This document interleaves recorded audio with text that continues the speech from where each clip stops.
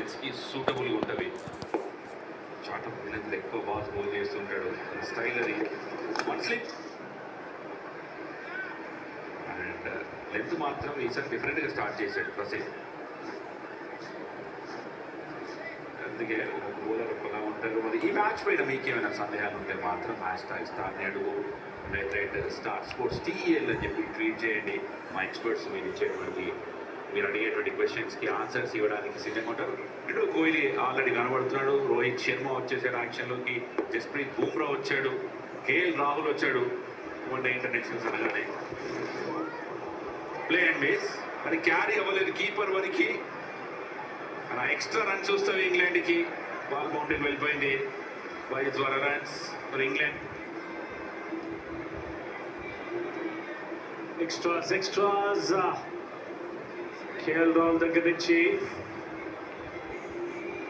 And మరొకసారి చూడొచ్చు. అనుకున్నంత బౌన్స్ కూడా అవ్వలేదు జేకబ్ బెథెల్కి. At the same time KL Rahul wicket keeper కూడా. నో ఎక్స్క్యూజ్ ఇంటర్నేషనల్ క్రికెట్లో ఎక్స్ట్రాస్ అనేది.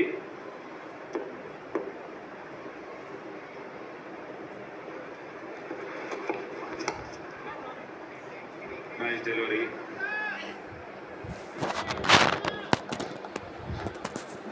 అండ్ ఇది చివరి బాల్. బుమ్రా బౌలింగ్లోంచి 5 అవుట్ బాల్స్ తర్వాత ఇంకా ఫర్దర్ అప్ వేసాడు. గ్యాప్ కనబడుతుంది కదా. కవర్స్ మామూలు కవర్స్ కాదు, టువర్డ్స్ పాయింట్ వైపు ఉన్నాడు కాబట్టి ప్రాక్టీస్ పిక్చర్స్ ఎక్కువ ఉంటాయి, మెయిన్ పిక్చర్స్ ఎక్కువ ఉంటాయి బర్మింగ్హామ్లో. అందుకని ఒకసారి 30 yards క్రాస్ అయిపోయిందా బౌండరీ ఆపడం చాలా కష్టం అవుతుంది.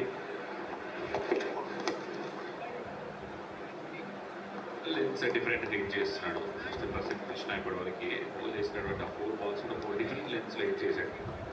తన స్ట్రెంత్ నార్మల్గా short pitch deliveries, quick short pitch deliveries ఉంటాయి, బౌన్సర్స్. ఇలాంటి వికెట్స్ మీద తను అలాంటి బాల్స్ బౌల్ చేస్తేనే బెటర్గా ఉంటుందేమో రిజల్ట్. ఇంగ్లాండ్ టీమ్ డెఫినెట్గా మన టాస్ గెలిచారు. వాళ్ళు టాస్ గెలిచి ముందుగా బ్యాటింగ్ తీసుకున్నారు. హోమ్ టీమ్ కండిషన్ బాగా తెలుసు. సెకండ్ స్లిప్ వచ్చింది. ఫుల్ షాట్ ఆడే ప్రయత్నం, కరెక్ట్ కనెక్షన్ లేదు. అండ్ వికెట్లు కూడా చూస్తే ఫాస్ట్ బౌలర్కి హింజ్ ఆఫ్ మూవ్మెంట్ అనేది వస్తుంది. అండ్ ఇందాక బేసిక్గా టాస్ అప్పుడు కొద్దిగా ఇన్ఫ్యాక్ట్ టాస్ అప్పుడు కంట పిచ్ పోయేటప్పుడు వరుణాలని చెప్పేటప్పుడు కొద్దిగా ప్రైక్స్ అన్నీనే ఉంది. అది అంటే కొద్దిగా ఎండ్ ఎక్కువ పడుతుంది కాబట్టి అప్పుడు బహుశా వికెట్ ఏదో. ఇప్పుడు చూస్తే కొద్దిగా కండిషన్స్ మారాయి. అండ్ అందుకని ఈవెన్ బౌలర్ కూడా ఎక్స్ట్రా బిట్ ఆఫ్ మూవ్మెంట్ అనేది కనబడుతుంది.